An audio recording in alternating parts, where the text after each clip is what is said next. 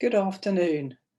In our next In Conversation, Richard will talk to Michael about his past and future trustee roles, guiding two of Farnham's key charitable organisations, both at the heart of Farnham's community.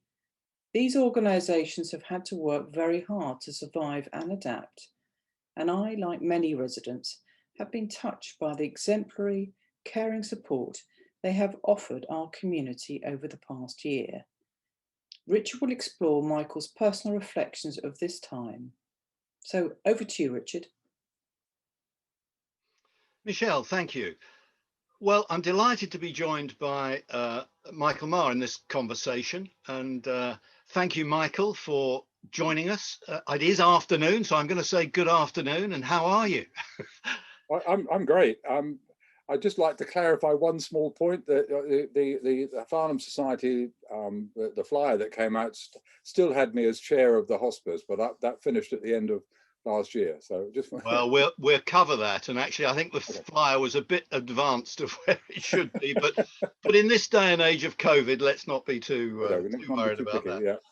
But I mean, clearly, chair of Phyllis Tuckwell, and we'll come to that in a moment. But what I'm doing is mainly starting with, because, my wife has lived here all her life, and it's interesting to know what brought people to Farnham in the first place. How did you arrive in Farnham?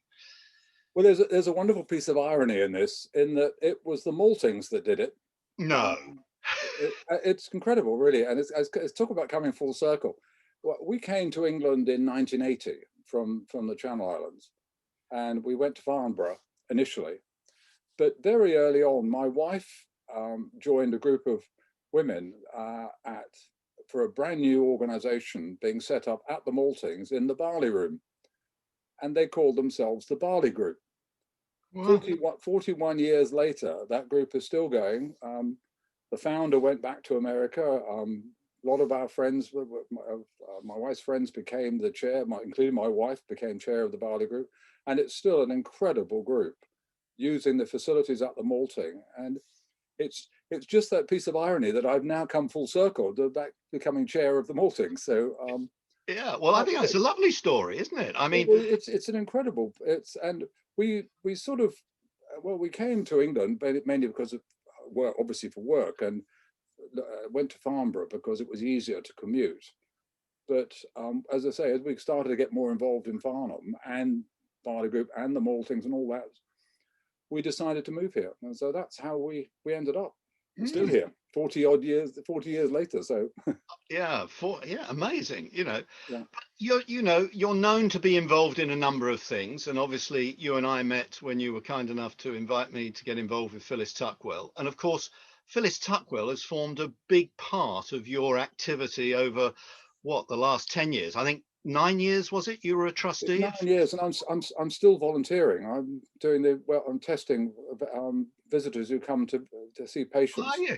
Yeah, I'm doing that Monday afternoon shift. So if you come to visit, I'm there. So what got you involved in Phyllis Tuckwell in the first place? Well, obviously everybody knows about Phyllis Tuckwell. Yeah. Care, but most people had as you will attest, most people had an image of a building. But then as you start to get involved, and I did a bit of fundraising and met some people, and then there was I think I've forgotten how it came up. I was told by one of my fellow Rotarians that they were recruiting trustees. So I thought, well, that's the sort of thing I like to do. Because at the time I was a governor of Frimley Health.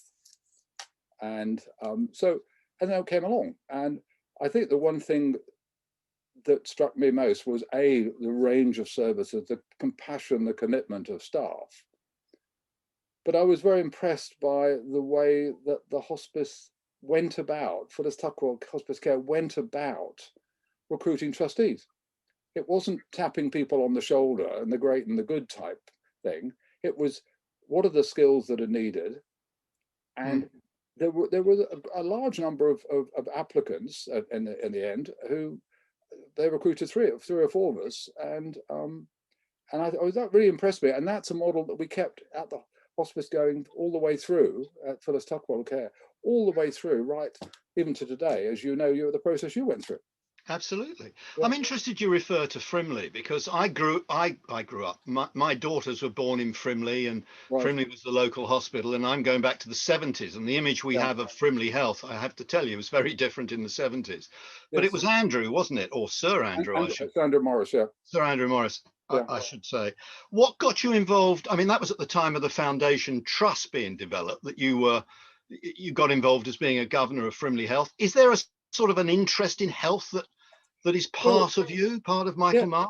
Yeah. When I moved to England to work, I was traveling a lot. So doing volunteering in the conventional sense was difficult. Apart from I was involved in Round Table and the things you did in those days.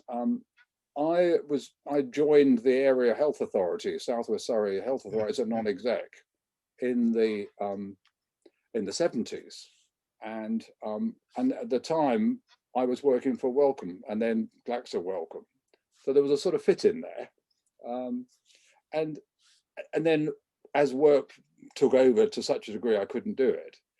I came full circle again. I'm very good at getting circles in. And then we went to back again. I'm talking about weaving stories together.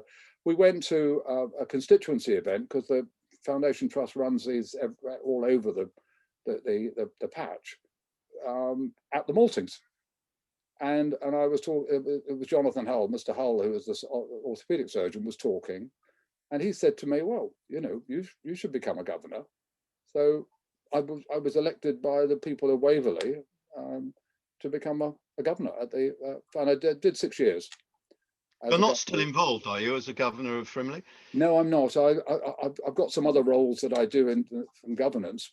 That I act as a lay member for Frimley. But no, it's when I knew that the chair of the hospice was going to happen for me. I was vice chair at the time. That's when I realised there were limits on what anybody could do. What, even you? But I think you did 6 years, didn't you, as chair of Phyllis Tuckwell? No, I did 3 years. I did 3 years as chair and 4 years as vice chair. Right. I tend to get involved in it. As you know, I was also in Farnborough. I was chair of governors for 7 years of Farnborough Hill. All of that predates the involvement with the hospice. Yeah, well, both of the daughters that were born in Frimley Park Hospital ended up as during your time at Farnborough Hill. But we won't go on to those personal subjects. But if we look at Phyllis Tuckwell, I mean, it is amazing that it's got such an image in Farnham, hasn't it? In Farnham town, it's a prominent organisation. It is, and as you know, there was a migration of language. I slip into using the word hospice and Phyllis Tuckwell. The reality is, it's the Phyllis Tuckwell hospice care. It's the broader perspective on managing the care of people in a life-limiting situation, but it's also caring for their families and friends through the whole range of services. And I love the current strapline: "A different world, same care." Yeah, And that's referring to COVID, isn't it? I mean, it is COVID, and Sarah Brocklebank, Sarah Church's predecessor, was very keen on the everyday matters, because it describes, in a sense, what the hospice movement is all about, which is about providing care and support for people on their journey. And as you know, as you get into this, you realize how broad the service is. The idea that, and we can't do it in COVID times, but that there's an art group run on a Monday afternoon where patients could come in and paint, and it's therapy. It's therapy. It takes their carer out of their normal situation, so the patient is actually looked after by somebody else. and the whole range of services is fantastic, and that's why the hospice care point is so important. Yeah, and it is almost about living down the fact that it's much more than just a physical location, much more than just part of our built environment, isn't it? It is, and we all of us have little anecdotes and stories that that move. And I was going to do an induction one day, and the day before, I met a gentleman and his wife crossing the road. I helped them cross the road because they were going in for their meeting, and it was very clear this man was very down, and his wife was doing the best she could. They get in, I go off to my meeting, I come out, and the man's got a spring in his step. Yeah. And we're walking out, and I help them again. Ironically, I don't spend my life crossing people the road all the time, but and I talk to them, and the wife, the lady said to me, "Do you know?" When he got into the car, I said, "Do you know, it's the first time he smiled in 18 months." And to me, that's what hospice care is all about. Yeah. I remember walking in, it's got this incredibly warm atmosphere. These are sort of intangible things you can't really define. They just exist. But as you look back on, 9 years, that's a stint, isn't it? But it is. What do you pick out of that? What are you personally most proud of, perhaps, is the way of asking you that?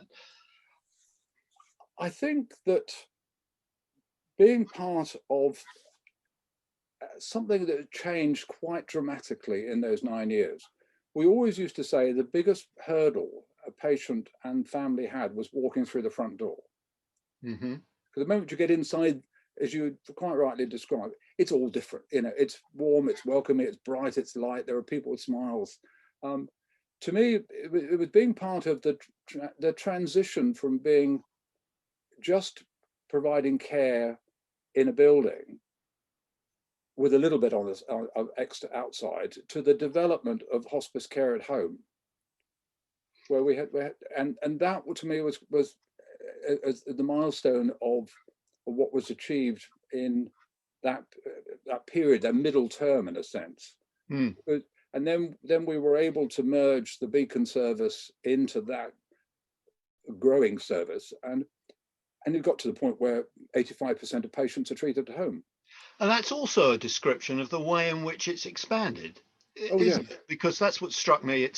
It's grown. I guess that begs the question: what's the area of operation? I mean, I love the idea of the heart that defines, visually, but roughly, what's the area that Phyllis Tuckwell covers?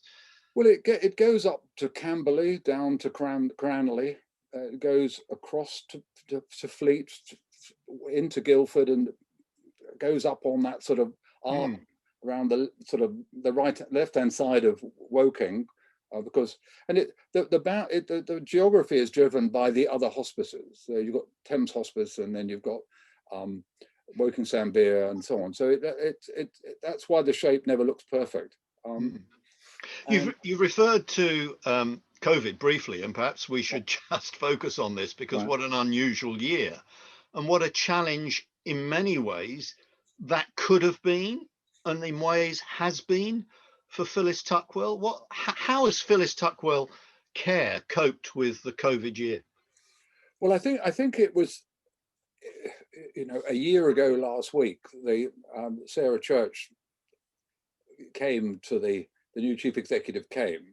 Yeah, what a time to come, eh? I know it was what it was, and then we'd planned between Sarah Brocklebank, the outgoing chief executive, who I just want to, for the record, did a fantastic job, and she was remarkable. She deserved her retirement. Really, it was tremendous.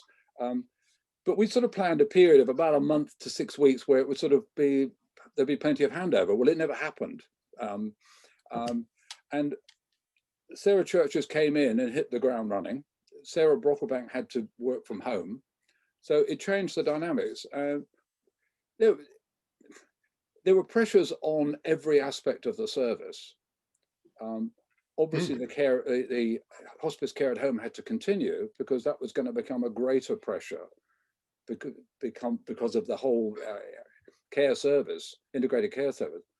But work, like I mentioned about the art, brush with art, that had to go. All of those day hospice stuff had to go.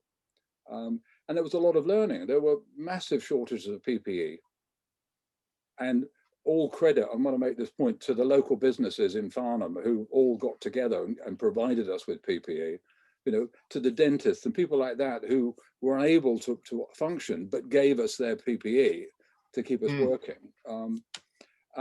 Obviously, that's an aspect that, sorry, that's an aspect though of Phyllis Tuckwell having that recognition within the town and having that brand identity, or am I stretching it too far to say that? Yes, it is, but I think part of it is that there is. It's very rare to find a single person in Farnham who has not been touched by Phyllis Tuckwell.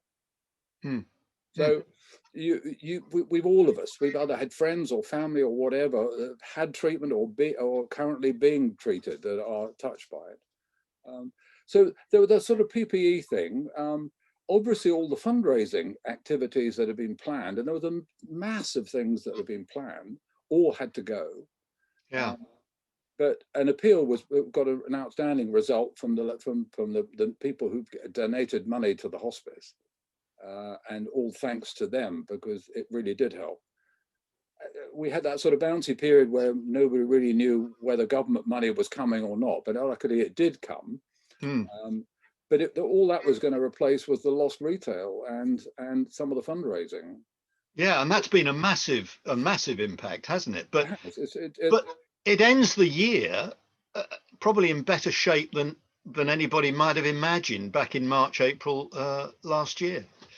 That's correct, but I think a lot of it is the quality of the team in their entirety who work for the hospice, not just the leadership, but the staff, the fantastically compassionate staff that were employed by Phyllis Tuckwell Hospice Care. It's just brilliant. You know, they were the people who could hold hands when the families couldn't go to see their loved ones. Yeah.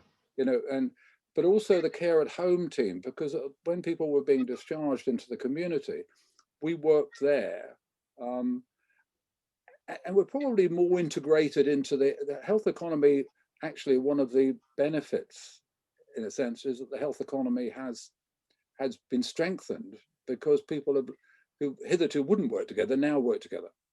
So, I mean, strengthens. It's an interesting and potential unexpected, if I can put it that way, silver lining from this difficult and dreadful year in so many ways, that maybe some of the new ways of working, which have been a necessity, now might shape in a way we couldn't have envisaged the way of working in the future. What's your view about that? Well, I think that's across every aspect. You know, it's care. The actual care provided has to be provided physically, so you can't replace that. But areas like support for families and counselling and all this stuff, we're into Teams and Zoom all the time. So you know, we're used to it. As you know from board meetings, when committee meetings, we just now nobody knew what Zoom was. No, I didn't. Months ago. No, absolutely. So those aspects of work, the collegial aspect is the bit that can suffer a tad, particularly if I think about fundraising. Yeah. Where they need to spark ideas off each other, and but I think people will change how they work. Don't you think we've yet to see the true impact of this past year on fundraising? I get the feeling it's probably got a longer tail that we're going to have to shape up and consider the way forward. You know, there's been a sort of a crisis period. The longer term implication could be more significant. Yes, I also think people have shown a level of generosity across the economy that none of us could have ever dreamt of. Look at Captain Tom. You know, he set out to raise £10,000. The NHS Together, the charities that the money was being raised for, the previous financial year, they raised £120,000. Yes. So suddenly, you know, 30 odd billion arrives. I think people have been generous. You look at all of the little instances and cameos.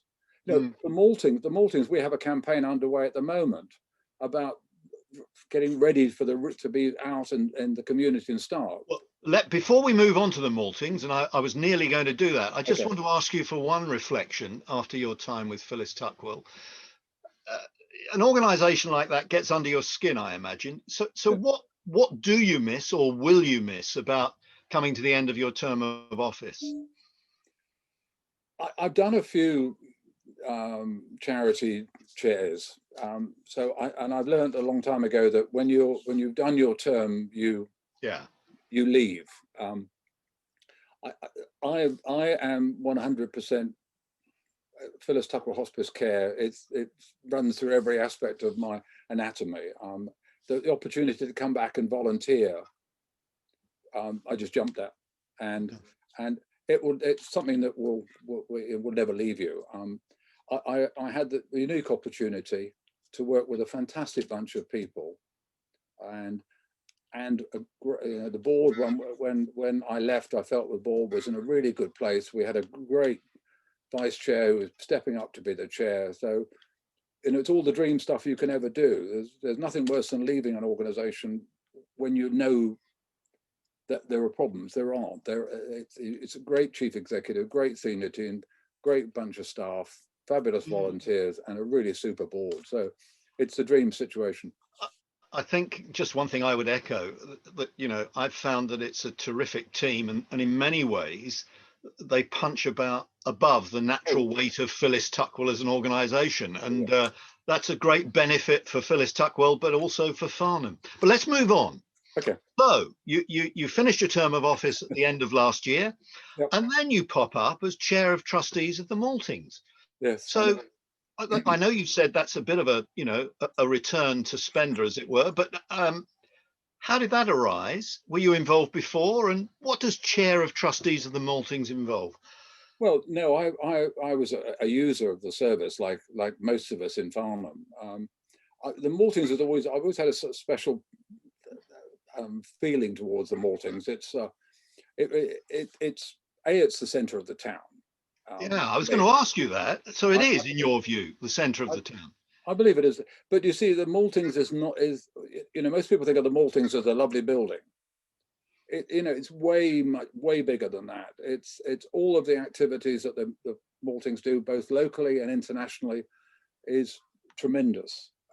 Right. And it's extremely well led with Gav.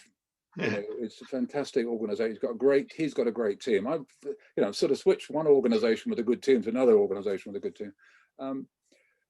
But to me, the illustration of the Maltings was what happened when COVID arrived. Yeah. A lot of theatre type service venues just closed their doors. That didn't happen.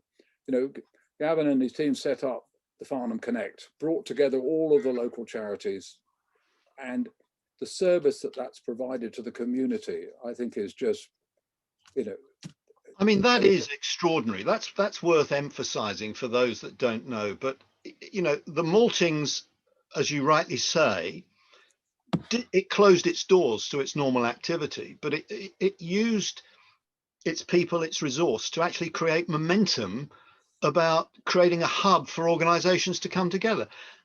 Quite extraordinary that it's played that role.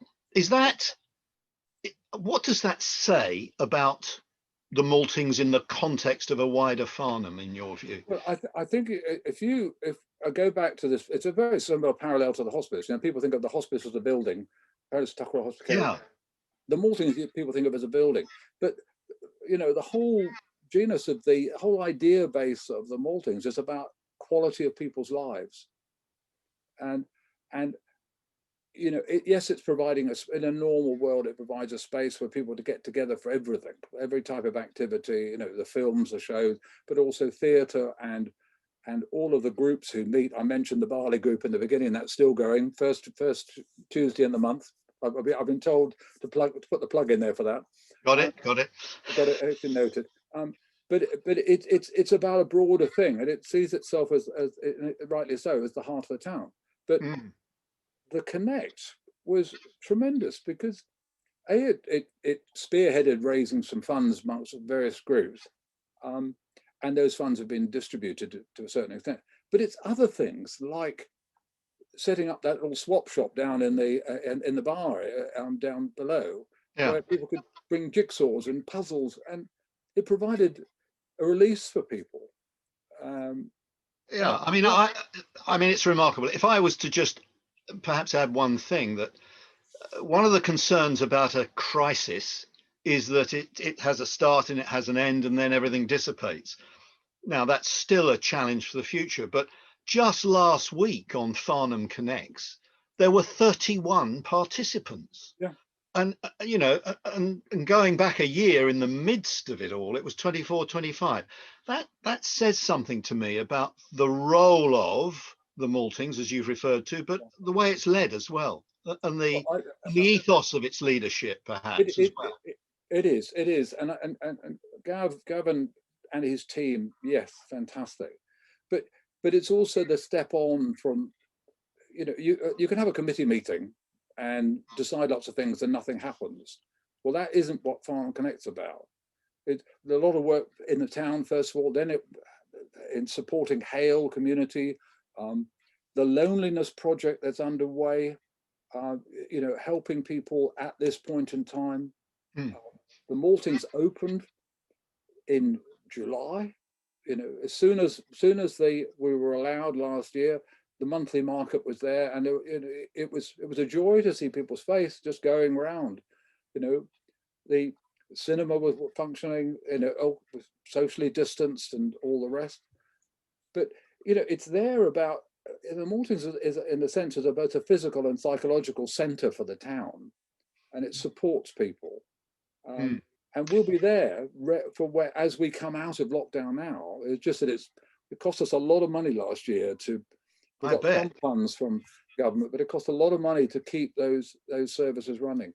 Yeah, I mean, how is it organised actually? Is it a Waverley asset, or I mean, I know it's a real asset for Farnham. How is it organised? It's a company limited. It's a charity that owns the building.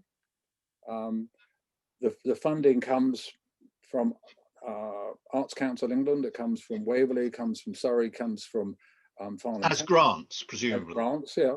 But the Arts Council England is to provide services. It's not, in a sense, it's not a donation. It's you get the money to provide services, and you know they're doing work with other charitable trusts that running services in libraries up in Hertfordshire, for example. They're talking about doing a similar thing down in Surrey. Yeah.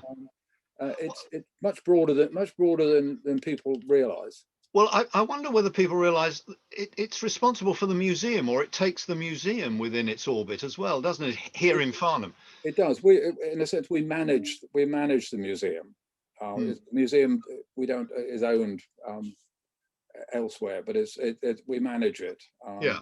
And museums are an important part of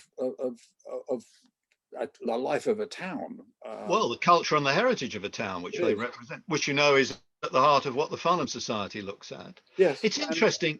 The Maltings, you know, wasn't necessarily going to happen. I mean, it was a bit of a fight and a campaign to keep it, wasn't it, back in the day? I think before my time, certainly, but before yours. Yeah. I reflected on this in another conversation, that if you look at the Lion and Lamb Yard and you look at the Maltings, both of those were sort of campaigns to keep them as they are, and they're probably some of the most emblematic parts of the town now, aren't they? Well, you know, we're very lucky at Farnham. You know, it's a great town. Yeah. And it feels like a town. You know, it's a craft city, as we all know, as well. But we know that we've got a massive amount of organisations who support the community. You know, you've got Rotary, Lions, Hedgehogs, all of these groups. Apologies for anybody I missed out on, but there's a huge amount of energy and a huge amount of social, you know, there's not responsibility, but there's preparedness to help. And so let's talk about prepared to help, or rather the future a little bit, because let's be brave and say, here we are at the end of March. We can see the end of the COVID tunnel, maybe. What plans does the Maltings have for emerging from this period of lockdown, you know, this period of difficulty as a centre for arts in the town? Well, it will follow, obviously following all the government guidelines, but we are going to open.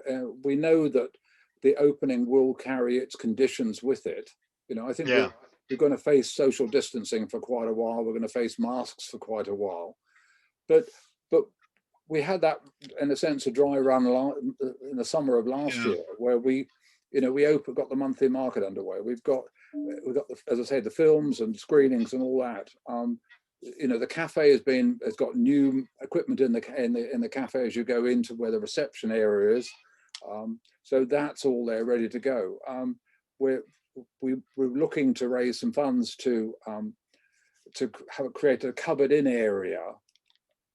As you enter the Maltings, on the left hand side, we've got the glass entrance, but on the left hand side, talking about covering that in, right, wider space.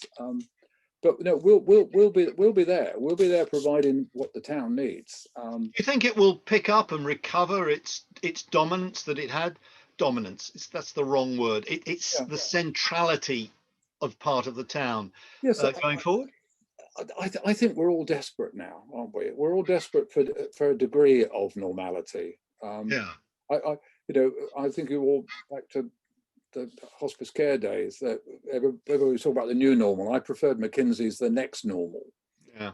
And we'll be there to provide those services. And as they evolve, as we know where we're going, the Maltings will adapt. And as it's done so well.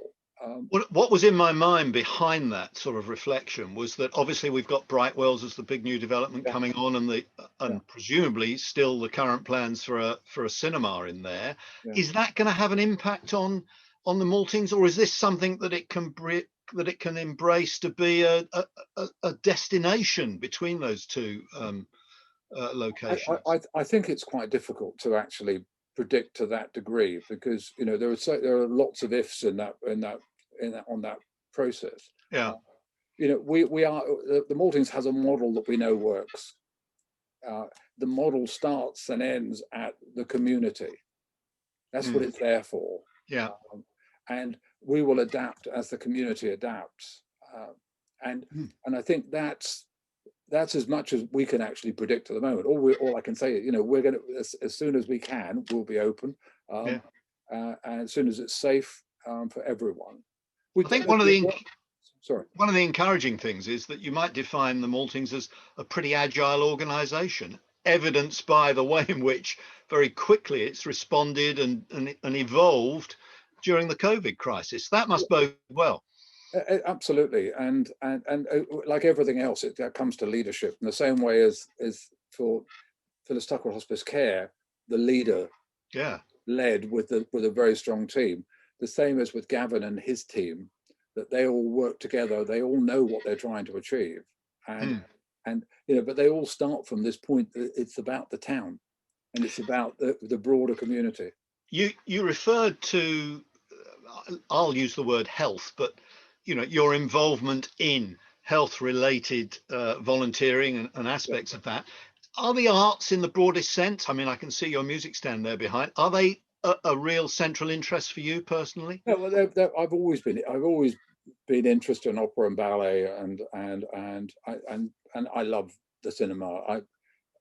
It takes you out of yourself, doesn't it? Really. Yeah. And that's what opera and ballet do. They just lift you away from yourself. And you know, like in December last year, the moment I knew there was the Nutcracker, there were going to be, we got a table there and we were there. You know, it was just because it became that some bits have become part of your annual calendar.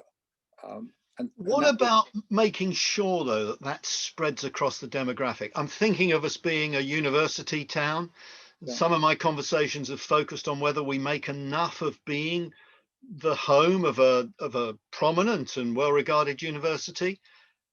We've got to try and make it a town for all, haven't we? We do, and the university uses some of the facilities at the Maltings. So yes, it's for every situation. It's who do you reach? You know, we live in a world of diversity and inclusion where groups are underrepresented. But we've spent a lot of time looking at that and how and why are they underrepresented, and some of it is, you know, there's no point putting something on in the day if somebody's working. Yeah. but as we move into a world possibly of more people working from home with more flexible hours, then it may well be that there are things that become attractive to them that could be put on during the late day or late day. And also, you know, there are groups of people who, well, we don't track who uses the service basically, but there are groups anecdotally we know who don't use the service as much as others. But there is a huge range of, you know, if you just think of the building aspect, you know, you start with your monthly market, you start people who do Pilates, U3A, go to watch a film, go to the jazz, go to the comedy, they'll go to anything, and it does appeal to a massive range of the public. Yeah, Boogaloo on Thursday nights I used to go to, you know, but no, it was fine recalling my 60s, you know. So, I mean, it is a great asset for the town. You're involved in other things. I've mentioned the link to the university. What about this evolution of craft town status, particularly in a world where we look as though we're in the final quarter of the life cycle of retailing as we've known it? So how do you see that evolve, and to create vibrancy in the town centre as retailing, as we know, shifts? I mean, there's 20 plus empty shops at the moment, for example. There are. I think that the timing of the craft city was just unfortunate. It was right bang smack in the middle of COVID. But you know, it's put Farnham on. Farnham was already on the map for a lot of people who are interested in arts and craft. But I think with that now, there'll be, as we start to come out of the COVID restrictions, whether it's later in 21 or 22, it will be more on the map of a lot more people. But we have to make sure that what we provide, the services we provide across every aspect of the town, plays to that strength and that image of the town as a craft city. And we've got some good conversations going on at the moment. I was talking to Madam Maher this earlier, and you know, she was referring to the infrastructure plan, which I know is a big, you know, consultation and debate, but it has at the heart of it trying to make Farnham, the Farnham environment, better for all, whether it's for commerce and business, of course, but for citizens to use the town centre, for residents to use the town centre more. And that must be good for the Maltings as well. It is, but and it's also, as we come out of this era, it's more, you know, I was going to say period, it's longer than that. I'm confident, but you'll probably, if you play this back in a year or 2 years' time, you may find out my confidence was right or wrong. I'm confident that people really want to get going. They want to start to get back to some of the things that they know and love. You know, Rotary, we've got our duck race on the 1st of May. It's a virtual one, but we're going to virtual duck race. Yeah. Well, what's going to happen is we're going to film it. We're going to film ducks going on the river, and then on the 1st of May, we're going to screen it with winners and whatever. And we're selling tickets on our website. So you know, we want to get people back to think, well, you know, this is not this world is going to move on, and we're going to do all the wonderful things we did before. We're going to be able to do all those wonderful things again. Yeah. And the town, and supported by the town council and Waverley, the town lends itself to that, and all of the various groups. Well, they've learned to work together really well, like Farnham Connect. That's got to stay. And I was talking with Gavin a couple of weeks ago about this. And when we come out of this, you know, all of the learning from Farnham Connect, all of the working together, we mustn't lose that. And the town works together across everything, you know, service group. You look at the churches, the way the churches together in Farnham work. You know, it's exemplary. You know, other towns look at that and say, well, you know, how do you do it so well? Well, because you've got, the town lends itself to that. So I was going to finish on this, which is as a long-term resident, my final question was going to be, but you've probably answered it, but I'll ask you nevertheless, you know, to somebody thinking of moving to Farnham, what would be your sales message? What would you be recommending as Farnham to them if they're thinking of moving here? Well, can I tell you a little funny story? Yeah, sure. A few weeks ago, I was having a cup of coffee, socially distanced, in the Lion and Lamb yard, and this young couple came past who, I think they lived in Surbiton, and they were coming to move to Farnham. And they asked us what we thought. What we said to them was, it's a great town, it's got great schools, it's got great facilities and services. It's a good commuter town and all the rest of it. But there is a feel in the town as you go around that we are a town, that people are prepared to say hello, they are prepared to help, and so, you know, to me, I would be saying, you know, it's education, social, the places like the Maltings, the health system is brilliant. It's a good package to buy in on. And we're on the cusp of town and country, aren't we? You know, we can go into whatever, you know, we need to do to go into London, and we can go out into the beautiful Surrey countryside. We can, and you showed me somewhere else where that works like that. I'm not entirely. If I'd found it, we'd have gone there. Well, I'm not going to do that. I am going to end it there, Michael, okay, and right. say thank you very much. You know, very best of luck with the next few months with the reopening of that centre of the town, the Maltings, as you described. Yes. And I'm sure a lot of people would like to thank you for your contribution of making Phyllis Tuckwell what it is now. So, okay, thank you very much. Michael, thank you very much indeed. Thank you thanks for the opportunity to join you.